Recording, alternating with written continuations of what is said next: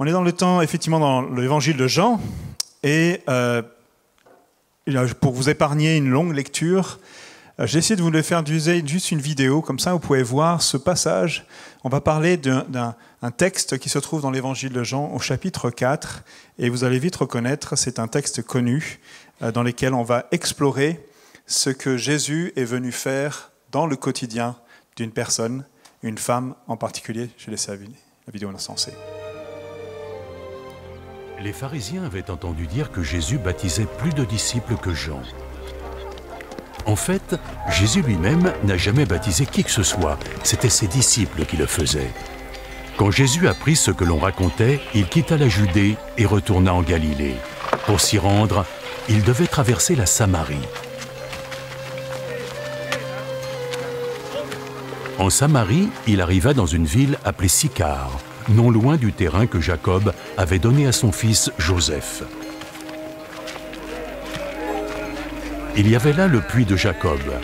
Jésus, fatigué par le voyage, s'était assis près du puits. Le soleil était à son zénith.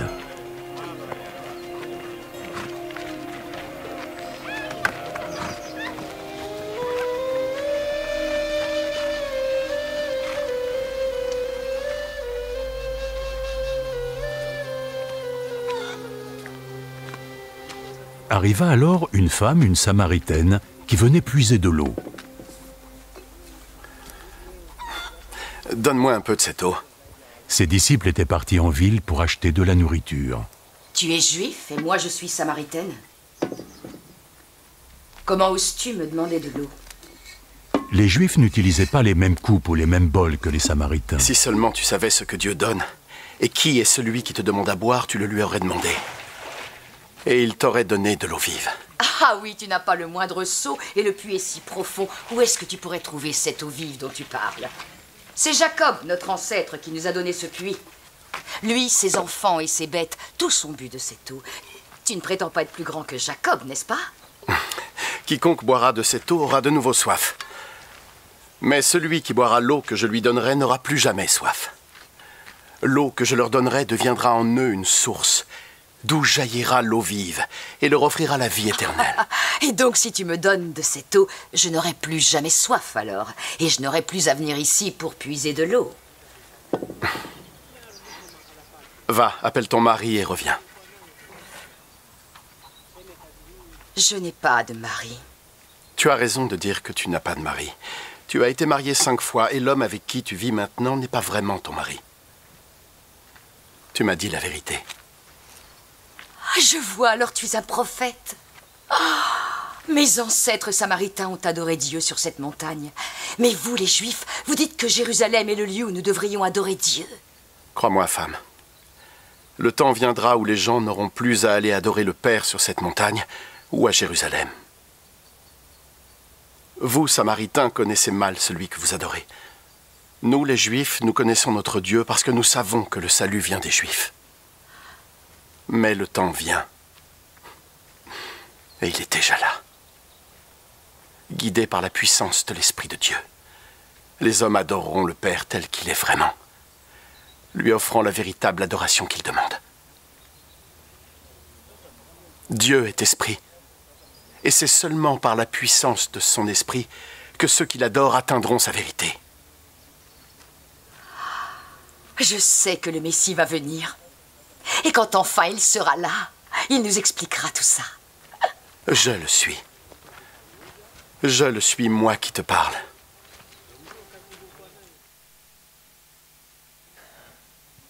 Une rencontre ordinaire autour d'un puits. Ça, c'est le quotidien de cette femme, comme beaucoup d'autres femmes à cette époque-là, d'aller au puits pour puiser de l'eau pour les besoins du jour. Et je crois que cette rencontre illustre parfaitement ce que Jésus est venu faire parmi nous. Il dit qu'il est venu s'incarner pour être comme nous, pour être au milieu de nous, pour nous rencontrer dans notre quotidien.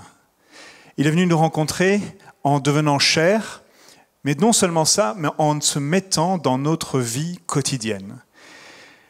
Et la vie quotidienne, c'est peut-être là où on pense le moins à ce que Dieu peut trouver sa place. On peut venir en se disant, mais quel est le rapport avec ce que Jésus peut m'apporter, me faire vivre aujourd'hui? Et j'aime que Jésus vienne faire venir connecter le ciel avec la terre. C'est ce qu'il est venu faire, c'est ce qu'il est venu accomplir et dire, le ciel est venu jusqu'à vous pour vous apporter son royaume.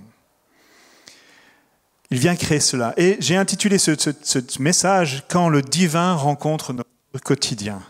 Quand le divin rencontre notre quotidien. Parce que cette rencontre, elle n'est pas une coïncidence.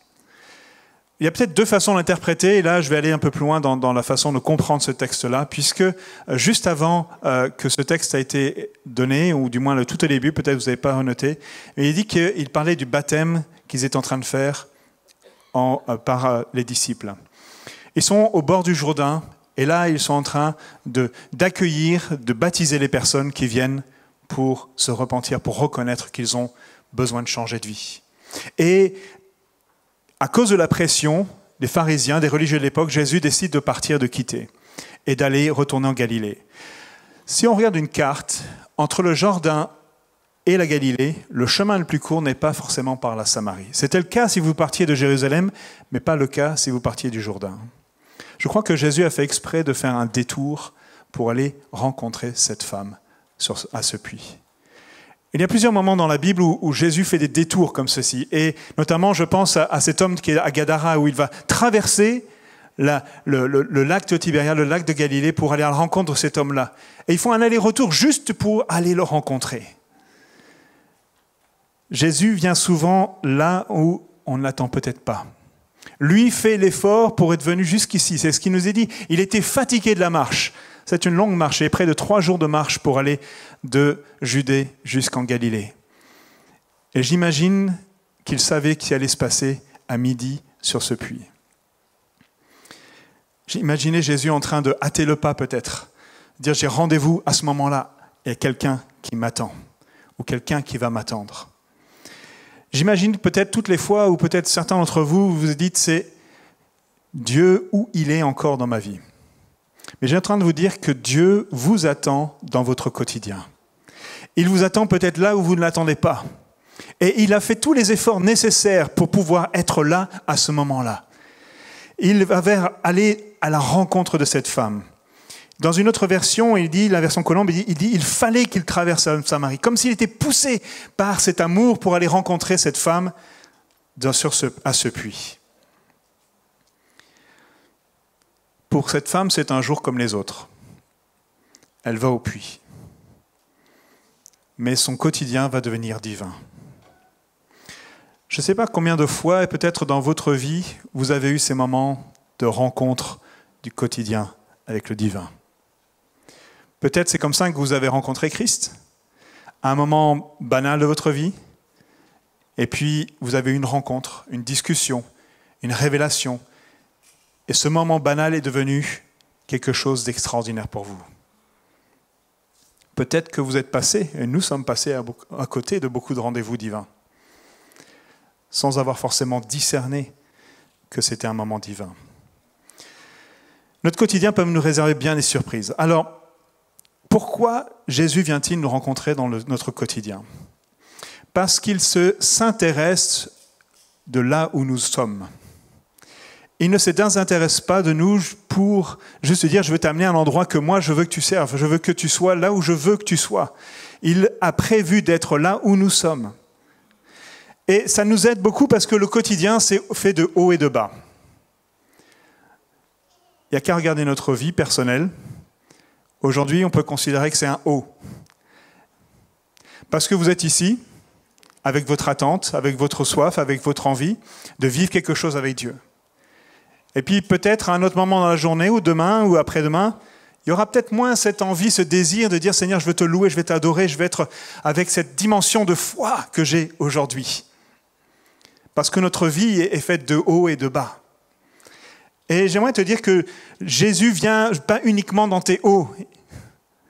Il n'est pas uniquement présent quand tu es là, par exemple, ce matin, en disant « Seigneur, je suis là pour toi, je me suis levé ce matin, j'ai fait les efforts pour être là, j'ai un cœur, j'ai une soif de toi, j'ai tellement envie de toi dans ces moments-là. »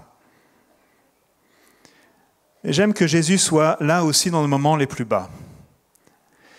Et il ne vient pas là juste avec une attitude de hauteur disant je viens, sors de cette situation. J'aime le fait qu'il ait été dans cette situation-là. Quand il rencontre cette femme, elle est dans sa situation du quotidien. Mais Jésus, lui, il a fait tout un chemin. J'imagine qu'il est là, fatigué, c'est écrit, peut-être dégoulinant de fatigue, de sueur, fatigué du voyage, avec toute la poussière que ça peut produire. Et je ne sais pas comment vous imaginez Jésus, mais moi parfois je l'imagine avec une tunique, avec un blanche, comme quelque chose qui jaillit, plein de lumière, et quelque chose qui vient à notre rencontre. Mais en fait, Jésus, bien souvent dans ces moments-là, il était comme elle, sous la chaleur, dans la fatigue. Il était probablement avec tout ce qui a pu être sali dans sa tunique, elle devait être sale. Il devait sentir, peut-être pas l'eau de rose du matin, parfaitement parfumée. Jésus n'a pas peur de venir dans nos situations les plus terribles, les plus difficiles, les plus chaudes, celles où on dirait « Seigneur, tu ne peux pas être là dans ce moment-là ». Au contraire, je crois que Dieu a tout fait pour être là dans ces moments-là, pour être assis sur notre chemin. Il est là dans notre quotidien, lorsque ça fait mal, lorsque ça sent mauvais, quand on est au bout, quand on se sent seul, quand on est seul, quand on ne sait pas comment on va trouver des issues, quand tu laves ton linge et que tu réfléchis à tes problèmes et tes soucis du quotidien, quand tu es en train de faire tes comptes et que tu dis que ça va être compliqué ce soir, ça va être compliqué à la fin du mois, ça va être compliqué cette année encore. Quand on est en train de se dire « mais j'ai gâché cette vie, j'avais tellement d'opportunités et aujourd'hui je vois le bout de ce que j'aimerais, de ce que je vois. J'aurais aspiré à tellement d'autres choses. » Et quand on connaît l'histoire de cette femme, on sent que malgré toute sa force intérieure, il y a des choses qui ont été loupées, des choses qui auraient dû être différentes. Et Jésus n'a pas été désintéressé de ces situations-là. Il est venu dans son quotidien. Il vient là où nous ne l'attendons pas toujours. Il nous attend quand nous sommes seuls, dans notre lit peut-être, seuls en train de pleurer, sur des situations, sur des moments qui nous sont difficiles. Et en plus, il a écarté un certain nombre de barrières qui pouvaient être là. C'était une femme. Et à l'époque, un homme ne parlait pas à une femme en public, encore moins un rabbin. C'est une Samaritaine, elle le fait remarquer. Et il disait, même dans le texte, qu'ils n'ont pas de relation avec les Samaritains, et ça a même été traduit dans ce film, comme le fait, ils ne partagent pas les bols et les choses ensemble. On ne mélange pas les torchons, les serviettes. Vous connaissez vos dictons, c'est bien. C'est exactement ce qu'ils étaient en train de vivre entre les Samaritains et les Juifs. Et Jésus est venu écarter. De la même façon que quand il est venu dans le temple, il a chassé les marchands, il a chassé tout ce qui pouvait être un obstacle à ceux qui devaient être là dans cette cour du temple. Parce qu'il cherchait un lieu de connexion, un lieu de rencontre. Et il va balayer tout ce qui pourrait être un obstacle à ces rencontres-là. Pour nous, ça peut être notre péché, ça peut être nos préjugés, ça peut être parfois notre religion, parfois notre arrière-plan, ça peut être lié à nos mauvaises compréhensions de Dieu. Dieu vient au milieu de cela et écarter toutes les choses qui pourraient croire « moi, je n'ai pas accès à Jésus » ou « je n'ai plus accès à Jésus ». Il est venu incognito vers cette femme. Et peut-être ça peut nous interpeller aussi en tant que chrétiens. Elle est interpellée par le fait que quelqu'un vienne à sa rencontre, que ce juif, que cet homme vienne à sa rencontre, lui demande quelque chose.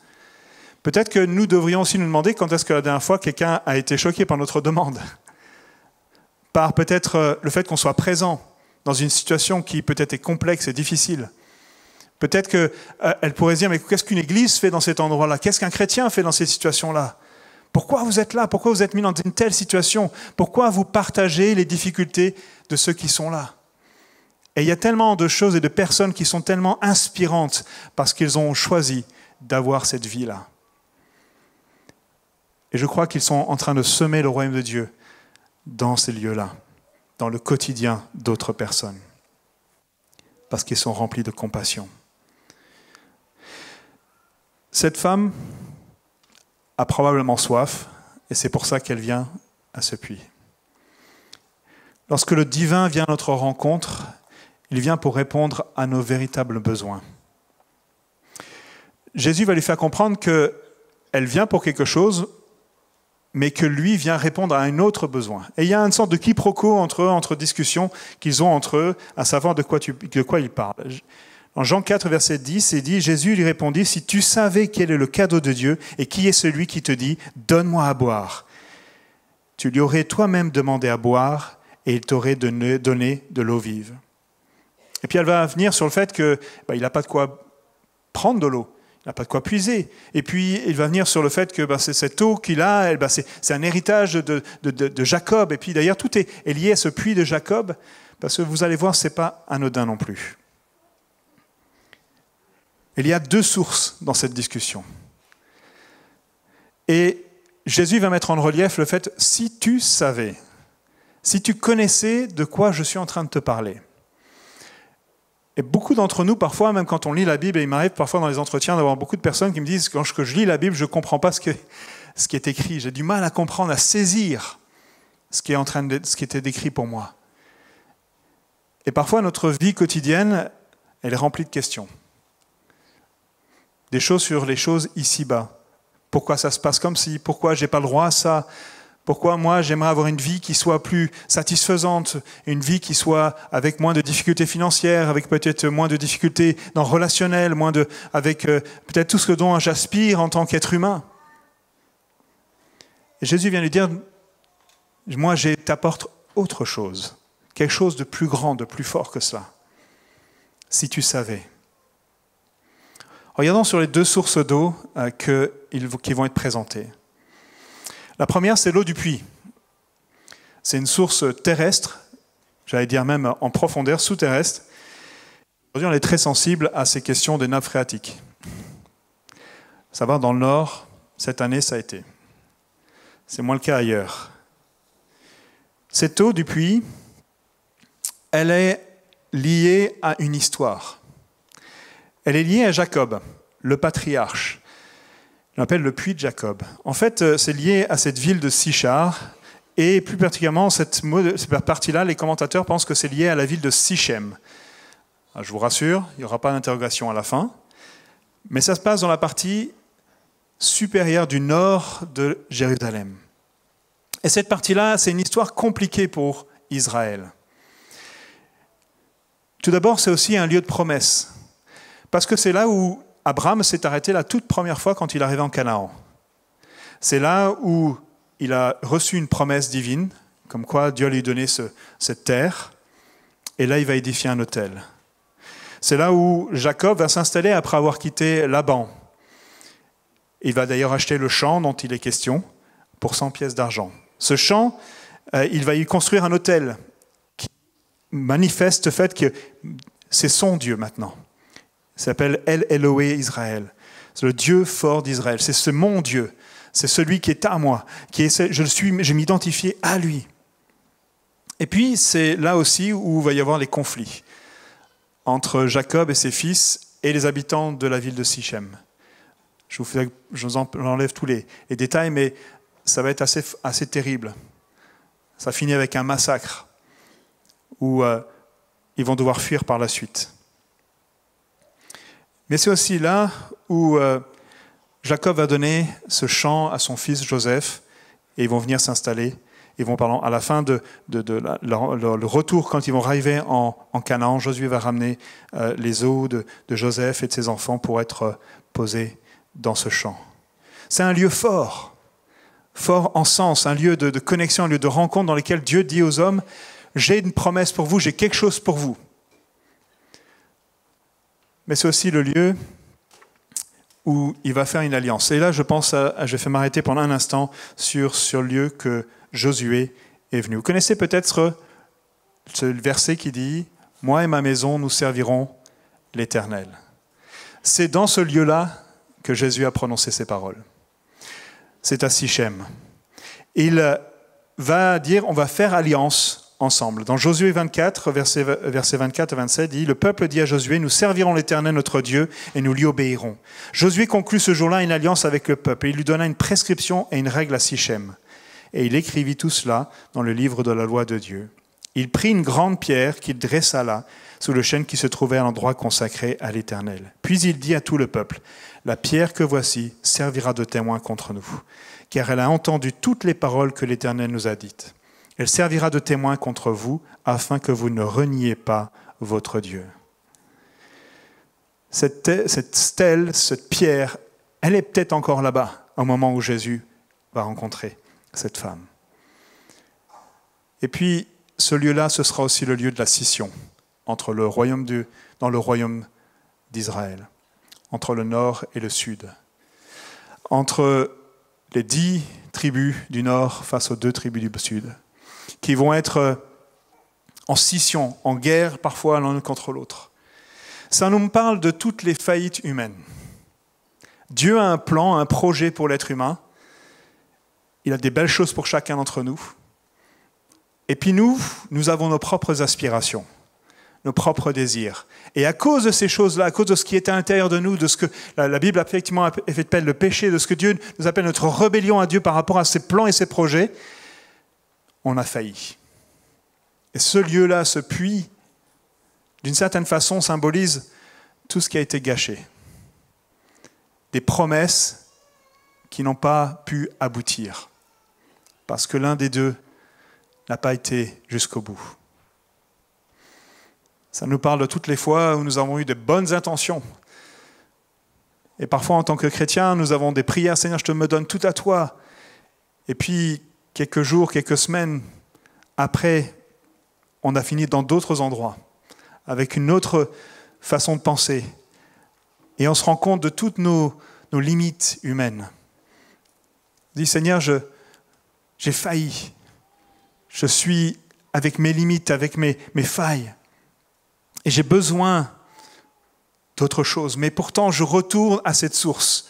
Parce que c'est là où je crois que je vais pouvoir trouver ma solution. Et puis, on essaie de trouver une satisfaction dans ce monde, dans toutes nos activités, parfois même dans la religion.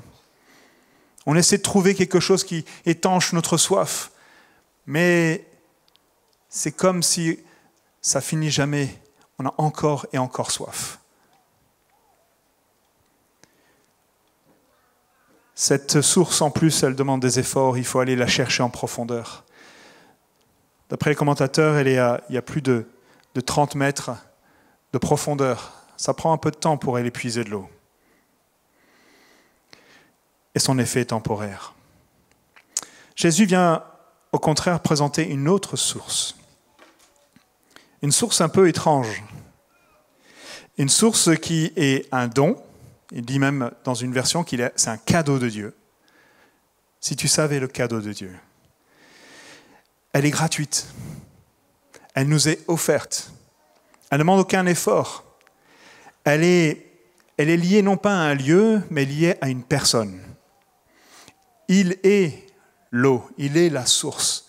Et lorsque je suis non pas lié à un lieu, mais lié à une personne, alors ça change beaucoup de choses. On va le voir. Il lui dit, tu as besoin de cette eau. Tu pensais avoir besoin de tes besoins matériels, de tout ce dont tu as besoin dans ton quotidien, mais moi je vais te dire, tu as besoin d'une autre eau. Une eau qui, elle, va faire toute la différence dans ton cœur. Parce que si tu la reçois, non seulement elle vient étancher ta soif, mais elle crée en toi de l'eau qui va continuer à jaillir, à jaillir, à jaillir, à jaillir. Et c'est ce qu'il va parler un petit peu plus loin dans le fait que c'est l'Esprit Saint qui vient installer en nous sa vie pour procurer en nous tout ce dont nous avons besoin, tout ce dont nous aspirons à vraiment intérieurement. Si tu savais. Et je pense que beaucoup d'entre nous, nous savons avec notre intellect. Mais bien souvent dans notre quotidien, on oublie. On oublie ce que c'est que de vivre avec cette source. ce que ça change de vivre avec cette relation avec le Saint-Esprit qui est en nous. Nous pouvons chercher à l'extérieur, mais nous ne retrouverons qu'à l'intérieur de ce que Dieu a mis en nous. Et pour beaucoup d'entre nous, nous vivons dans notre vie quotidienne et nous avons des aspirations, nous avons des soifs et elles sont légitimes d'une certaine façon. Nous sommes tous des êtres humains. Jésus lui-même a eu soif. Mais nous devons comprendre que nous n'appartenons plus, comme ça a été dit tout à l'heure, à ce même royaume. Il y a comme une autre dimension que Jésus ouvre pour nous, une dimension spirituelle. Et notre quotidien est rempli de ces moments où il y a une juxtaposition entre le matériel, entre le physique, entre le terrestre et le céleste.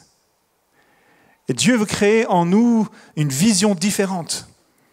Il veut créer en nous cette vision qui fait qu'on se dit, mais dans mon quotidien, à quoi ça ressemble de vivre pour Dieu?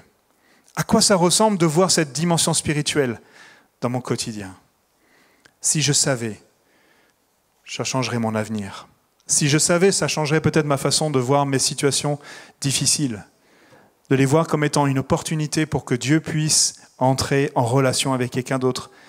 Un peu comme Jésus quand il était fatigué et là sur ce puits. Peut-être que toi aussi, parfois, tu es fatigué, tu es en difficulté, et Dieu te permet de rencontrer des personnes. On pourrait se concentrer sur le fait que j'ai des besoins, ou peut-être qu'il y a quelqu'un qui a un besoin à côté de moi. Peut-être que Dieu a cru, créé, suscité une situation dans ma vie pour que je puisse apporter cette dimension, cette eau que j'ai reçue en moi. Et si peut-être dans mon quotidien, je vis des situations qui m'ouvrent des portes, qui permettent que dans le quotidien des personnes autour de moi, je puisse amener ce que Dieu veut faire. Avant de lui donner tout ça, il lui pose une question. Parce que le divin aime aussi et estime la vérité. Le quotidien, c'est un révélateur de vérité. Vous êtes d'accord ? Quelqu'un a dit, si tu peux tromper 1000 personnes une fois, mais tu ne peux pas tromper 1000 fois une personne. Peut-être qu'il y en a qui essayent, mais on peut essayer de cacher les choses. En général, quand on accompagne les personnes dans la préparation au mariage, il y a l'avant et il y a l'après le mariage. Avant, on fait tout pour essayer de donner une bonne apparence, d'être quelqu'un de crédible, d'être quelqu'un de responsable, d'être quelqu'un qui est attentionné, etc. Et puis après, dans le quotidien de la vie à deux, on voit qu'il y a ça, mais il y a aussi des lacunes. Il y a aussi tous ces moments où c'est moi. Il y a ces moments où je ne suis pas aussi bien que j'aimerais que te montrer. Et notre quotidien révèle les vérités à notre égard. Parce qu'il y a la proximité, parce qu'il y a ces moments-là où on est obligé de révéler. On ne peut pas garder tout cela caché trop longtemps. C'est la force du quotidien. Et Jésus va voir cette femme et il va lui dire, va appeler ton mari et reviens ici. Cette femme dit, je n'ai pas de mari. Et Jésus lui a dit, tu as bien fait de dire cela. Elle n'a pas dit beaucoup de choses, mais elle a dit l'essentiel. Elle s'est rendue vulnérable, puisqu'à l'époque, ne pas avoir de mari, c'était ne plus avoir d'autorité, c'était ne plus avoir ce qui pouvait nous dominer, être au-dessus, être une source de protection pour nous. Et il lui explique, car tu as eu 5 maris, et l'homme que tu as maintenant n'est pas ton mari. En cela, tu dis la vérité. Jésus aime la vérité. Et lorsque nous sommes avec lui, nous n'avons aucun intérêt à lui cacher quoi que ce soit. Il le sait déjà. Et d'ailleurs, il le sait déjà et il vient à notre rencontre quand même. Il sait déjà ce qui se passe au fond de notre cœur, mais il aime l'entendre proclamer, assumer de notre part. Et cette femme, on ne connaît pas son histoire, mais on ne sait pas exactement tout ce qui s'est passé dans sa vie. Et probablement qu'elle pourrait trouver des raisons pour lesquelles elle se trouve dans cette situation. Pourquoi il y a eu 5 maris ? Pourquoi il y a eu autant de situations, de relations qui ont mal fini ? Et bien sûr que C'est peut-être la faute des autres, mais c'est surtout aussi, elle peut reconnaître que c'est aussi elle qui est au milieu de ces situations-là. Peut-être elle a choisi, elle n'a pas totalement choisi, mais elle est au milieu et elle assume cette situation. Elle n'est pas dans une position de victime. Elle est là juste, c'est la vérité. Voilà dans quelle situation je me trouve. Et parfois, nous avons besoin, et j'aime quand Jésus vient de nous rencontrer et nous dit, qu'est-ce que tu vis? Où est-ce que tu en es? Et vient mettre le doigt là où ça fait mal, là où c'est difficile pour nous. Et au lieu d'avoir cette réaction de défense, de s'opposer, et on sent que cette femme, elle a quand même du répondant. Vous avez vu, non? Elle ne cesse pas faire. Mais peut-être qu'il s'est passé quelque chose dans son cœur au moment où elle commençait à parler avec Jésus. Peut-être qu'elle a ressenti son amour. Elle dit, cet homme, il est bizarre. Il vient à ma rencontre, il me propose quelque chose d'incroyable, peut-être de trop beau. Mais il y a quelque chose en lui qui fait que je peux m'ouvrir. Dans 1 Jean 4, 18, il n'y a pas de peur dans l'amour. Au contraire, l'amour parfait chasse la peur. Car la peur implique une punition. Celui qui éprouve de la peur n'est pas parfait dans l'amour. Jésus vient dire, je vais bien payer pour toi, j'ai tout accompli pour toi. Mais ouvre-moi ton cœur, dis-moi la vérité. Dans ton quotidien, comment ça se passe? Qu'est-ce qui se passe? On peut être là et vous avez tous l'apparence des gens extrêmement magnifiques, vous êtes beaux, vous avez l'air épanouis. Mais peut-être dans votre quotidien, vous viviez d'autres choses. Dans le fond de votre cœur, vous dites, j'aspire et j'ai soif à un changement, une autre situation. Jésus ne vient pas nous condamner, nous détruire. Il vient nous libérer, comme ça a été dit encore tout à l'heure. Si tu veux un changement, ose la vérité avec lui. Laisse-le aller t'ouvrir les endroits où tu n'as pas envie qu'il aille. Parce qu'il va libérer les situations. J'aime le fait que c'est dans un puits qu'il a rencontré cette femme. Le puits dans l'Ancien Testament, c'était un lieu de rencontre entre les hommes et les femmes. C'était les sites de rencontre de l'époque. Bon, c'était un peu rural, mais c'est là où Eliezer a rencontré Séphora. C'est là où Déborah, pardon. C'est là où il a rencontré Moïse a rencontré sa femme Séphora. C'est là où il y a eu des rencontres. À chaque fois, c'est des moments forts. Et je crois qu'il a fait exprès de venir à cet endroit-là pour la restaurer dans cette dimension-là aussi de la relation avec elle, avec Dieu, des hommes, avec les hommes. Dieu vient là où ça fait mal, là où on a besoin de guérison. Et il vient nous chercher là où nous avons besoin qu'il vienne intervenir et ouvrir notre cœur. Je vais finir en parlant du divin qui change cette vision du quotidien. Parce que quand on a laissé Dieu nous ouvrir cette dimension-là, et il va lui partager quelque chose, il y aura une discussion théologique entre eux. Elle est passionnante, cette femme d'ailleurs. Une discussion avec Jésus par rapport au lieu d'adoration. Parce que l'adoration est essentielle pour elle. Elle aime déjà Jésus, elle aime déjà Dieu. Elle est en quête, elle est en soif de vivre, de comprendre la vérité. Jésus va l'éclairer par ce lieu-là, mais il lui dit, tu as raison de te poser les bonnes questions par rapport à ça, mais bien, je viens installer un nouveau royaume. Et dans ce royaume-là, ce que Dieu cherche, c'est des adorateurs en esprit et en vérité. Tu te poses des bonnes questions théologiques, mais moi, ce que je cherche, c'est que tu sois vrai et que tu me cherches là, dans ton quotidien.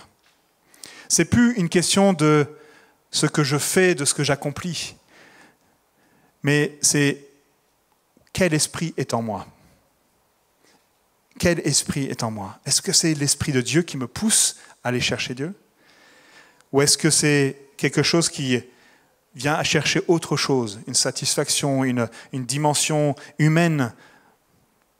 Parce que c'est ce qu'on peut avoir, et c'est ce que d'ailleurs Marc disait justement tout à l'heure dans l'adoration. Jésus nous cherche là. Et j'aime le fait qu'après avoir eu cette discussion, cette révélation qu'il est le Messie, elle laisse sa cruche et elle va courir pour aller chercher, pour partager cette bonne nouvelle dans la ville. Elle dit que c'était un lieu où elle était rejetée, où elle était mise de côté. Et elle est devenue un lieu où elle est venue annoncer la bonne nouvelle. Elle a amené le salut dans cette ville de Sichem, cette ville avec ce passé tumultueux. Elle est venue rétablir et reconstruire ce qui avait été détruit par l'être humain. Là où il y avait des barrières qui avaient été créées, et les Samaritains s'étaient liés à toute cette histoire. C'était parce qu'ils avaient été mélangés, ils avaient été adossés à d'autres populations avec d'autres croyances. Et puis ce mélange-là avait fait qu'ils étaient dans une situation où les Juifs s'opposaient à eux parce que vous êtes impurs, vous n'êtes pas de véritables adorateurs comme nous sommes, et nous avons un lieu, c'est Jérusalem. Et puis il y avait ces disputes, ces tensions, ces séparations qui s'étaient mises entre eux, et Dieu vient au milieu de tout ça. Et pendant 2 jours, c'est ce que nous dit le texte, il va y avoir les disciples qui sont juifs, qui vont être dans cette ville remplie de Samaritains. Et Dieu va agir, et Jésus va agir de façon puissante. Il a fait renverser les forteresses, il a renversé les séparations. Et moi, j'aime le fait que l'Église est remplie de personnes tellement différentes. Des personnes avec des arrière-plans tellement différents. Et c'est passionnant d'écouter vos histoires, de découvrir votre arrière-plan, comment Dieu est agi en vous. Je suis venu établir un nouveau royaume. Et cette dimension spirituelle, elle prend toute sa dimension quand on considère l'Esprit qui est en nous. C'est pour ça que même un verre d'eau qui est donné à quelqu'un qui a soif, un simple verre d'eau, Jésus considère que c'est un acte d'adoration. Parce que nous sommes venus à la rencontre de ceux qui souffrent dans leur quotidien. Et peut-être c'est vous, ce matin, qui êtes dans ces situations, peut-être c'est vous qui êtes sur Internet avec ces situations, et vous avez soif d'autre chose. Et j'aimerais que pendant ce temps, pour finir, on puisse prier, tout simplement laisser le Saint-Esprit descendre dans nos cœurs. Peut-être il est déjà là dans votre cœur, puisqu'il a déjà installé son royaume dans votre cœur. Et qu'il puisse là vous parler et vous révéler. Si tu savais la puissance qu'il y a en toi, si tu savais l'esprit que j'ai mis en toi, tu vivrais différemment, tu agirais différemment, tu parlerais différemment, tu verrais différemment les situations que tu traverses. Est-ce qu'on peut se lever dans ce lieu ?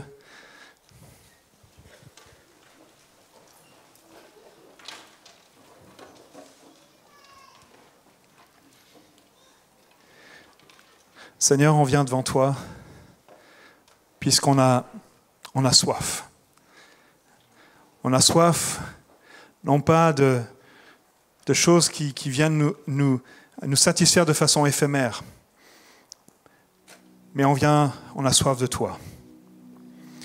Peut-être pour certains ici, c'est la première fois qu'ils se disent « Mais moi, j'ai vraiment soif, j'ai jamais vécu cette première rencontre avec toi, Seigneur. J'ai vraiment besoin de vivre ça. » Juste ouvre ton cœur. Considère que celui qui te parle, c'est celui qui est l'auteur de la vie éternelle. Il veut la vie en abondance pour toi. Peut-être que tu es quelqu'un qui est dans l'Église depuis longtemps, qui a vécu cette expérience, mais au fur et à mesure du temps, tu cherches de plus en plus dans ces sources extérieures et de moins en moins dans ta source intérieure. Dans la source que Dieu a mis en toi. Et ce matin, c'est peut-être l'occasion pour toi de dire « Je viens avec ce désir de vivre quelque chose de nouveau, comme un renouveau. Je viens chercher, puiser au bon endroit. » Alors je te remercie, Seigneur, parce que tu es là et tu es à l'œuvre. Et nous avons soif de vivre quelque chose de nouveau et de bon avec toi. Donne-nous de voir comment toi tu vois les choses, de voir comment toi tu peux agir au travers de nous. Seigneur, nous voulons que notre eau soit débordante pour toi. Qu'elle soit débordante dans ce monde, pour que ceux qui ont soif puissent recevoir cette eau que tu nous as donnée. Cette eau qui fait la différence, et qui fait la différence dans l'humanité, et qui fait la différence dans l'éternité. Merci Jésus pour qui tu es. Nous voulons boire à ta source ce matin encore. Nous voulons boire à ta source dans notre quotidien, afin que notre quotidien devienne davantage divin. En ton nom, Jésus. Amen. On peut rester quelques instants encore dans le recueillement. Je pense qu'il y a des expériences à vivre ce matin, des expériences qu'on pourrait qualifier de quotidiennes. Jésus lui-même s'est appelé Emmanuel, Dieu avec nous. Dieu est avec nous, c'est un Dieu qui est chaque jour avec nous. Il le dit lui-même, je serai avec vous chaque jour. Il vient me rejoindre, le divin, comme nous l'avons entendu, vient me rejoindre dans mon quotidien. Peut-être que pour certains, le quotidien est plus facile que d'autres. Peut-être que vous êtes là, ce matin, dans ce lieu, en disant « Je vais reprendre ma semaine et je sais déjà à l'avance les choses que je vais devoir affronter. » Ça peut être la reprise du travail, ça peut être la reprise des responsabilités à la maison, ça peut être dans quelques jours la reprise de mes études, ça peut être tout cela et ça c'est votre quotidien. Et si ce matin, d'une façon précise, on demandait à Dieu de venir nous rejoindre dans notre quotidien. Jésus lui-même a dit à cette femme, si tu savais toi-même qui j'étais, c'est toi qui oserais me demander de l'eau. Et peut-être qu'on n'ose pas demander des choses pour que celles-ci viennent nous rejoindre dans notre quotidien. Et si ce matin, vous osiez demander au Seigneur, viens me bénir dans mon quotidien. Viens me rejoindre dans mon quotidien. Le Dieu que nous servons, ce n'est pas un Dieu uniquement qui est le Dieu du dimanche, mais il est là tout au long de la semaine. Il est là tout au long des heures de la semaine. Et on va chanter ce chant qui dit « Ouais, tu es là, Seigneur. Ta présence est là. Ta présence est dans ce lieu. » Et j'aimerais que vous puissiez réaliser et analyser que ce chant dépasse vraiment le fait d'être là, présent, et que la présence de Dieu est là ce matin, mais que nous allons repartir avec cette présence dans notre quotidien. Envisagez demain avec une autre vision, après-demain avec une autre vision. Tu vas être avec moi dans mon quotidien. Tu vas marcher avec moi dans mon quotidien. Et je vous invite vraiment à chanter ce chant et on va le faire ensemble. Tu es là, présent parmi nous. Mais demain, je vais pouvoir chanter les mêmes paroles. Après-demain, je vais pouvoir chanter ces mêmes paroles. Tu es là, présent avec moi, Seigneur, dans mon quotidien. Vivez-le comme une proclamation, comme une réalité. Et demain ne vous fera plus peur parce que demain, Dieu sera là aussi pour être avec vous. On chante ensemble ce chant? Tu es là. Tu es là, présent parmi nous. Je t'adore, je t'adore. Tu es là, agissant parmi nous. Je t'adore, je t'adore. Tu es là, présent parmi nous. Je t'adore, je t'adore. Tu es là, agissant parmi nous. Je t'adore, je t'adore. Tu traces un chemin au Père des miracles. Tu tiens tes promesses, lumière dans les ténèbres. Mon Dieu, c'est ce que tu es. Tu traces un chemin au Père des miracles. Tu tiens tes promesses, lumière dans les ténèbres. Mon Dieu, c'est ce que tu es. Tu es là, présent parmi nous. Je t'adore, je t'adore. Tu es là, Jésus, agissant parmi nous. Je t'adore, je t'adore.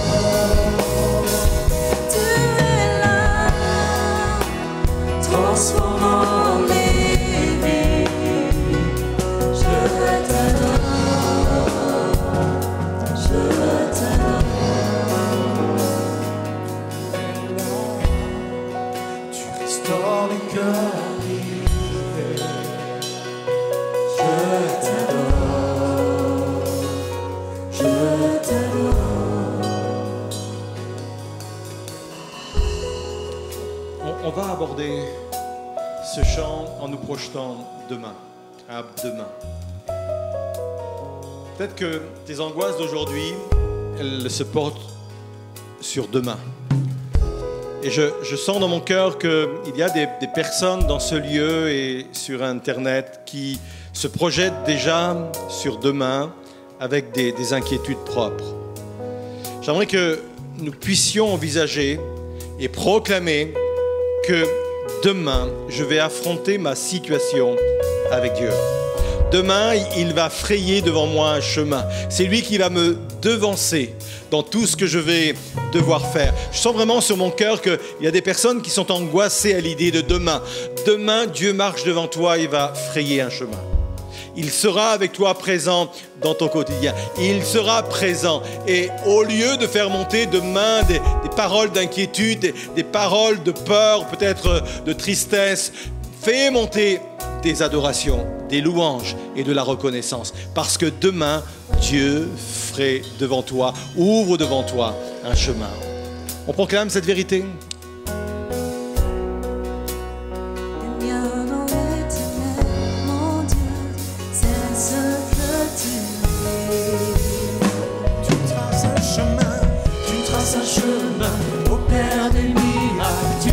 Tes promesses, lumière dans les ténèbres, mon Dieu, c'est ce que tu es. C'est ce que tu es. C'est ce que tu es. C'est ce que tu es. C'est ce que tu es. C'est ce que tu es. Sois de nous. C'est ce que jamais tu nous abandonnes. C'est ce que tu es. C'est ce que tu es. Même quand je ne le vois pas, tu agis. Même quand je ne le sens pas, tu agis. Tu n'arrêtes pas d'agir. Tu n'arrêtes pas d'agir. Même quand je ne le vois pas, tu agis. Même quand je ne le sens pas, tu agis. Tu n'arrêtes pas d'agir. Tu n'arrêtes pas d'agir.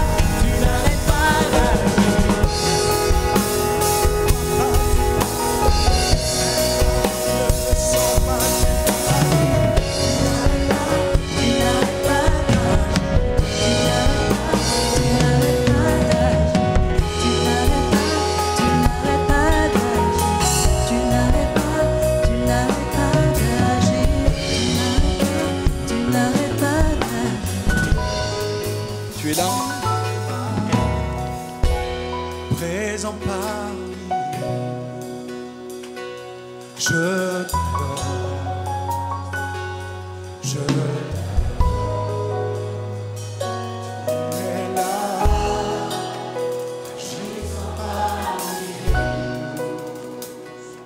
je